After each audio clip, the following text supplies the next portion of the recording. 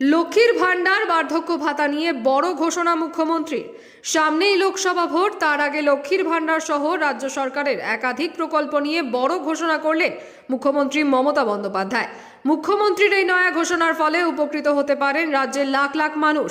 মুখ্যমন্ত্রী বলেন, আমি আশা করি এই ঘোষণার ফলে অনেকে উপকৃত হবেন, সাধারণ মানুষের কাজ হবে।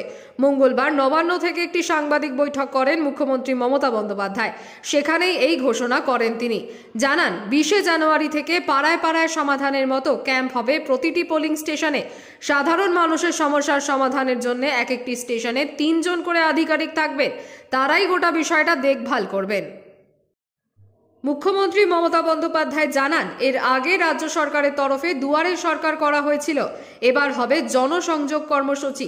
যারা লক্ষ্মীর ভান্ডার বার্ধক্য ভাতার আবেদন এখনো করতে পারেননি বা নাম ওঠেনি, তারা নতুন করে সুযোগ পাবেন। এছাড়াও এই সংক্রান্ত কোনো সমস্যা থাকলে তার সমাধান করা হবে। তিনি বলেন, 20 জানুয়ারি থেকে 12 ফেব্রুয়ারি সব পোলিং স্টেশনে এই কর্মসূচি হবে।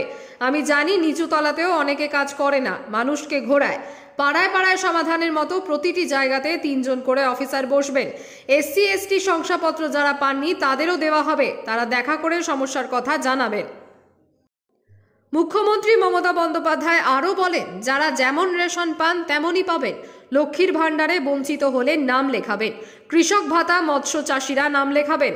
কোনো কৃষক মারা গেলে পরিবারকে 2 লাখ টাকা দেওয়া হয়। এমন কেউ বাকি থাকলে যাবেন সেই ক্যাম্পে। পরিযায়ী শ্রমিকরাও নাম লেখাবেন। কোনো সমস্যা থাকলে জানাবেন, সরকার ব্যবস্থা নেবে।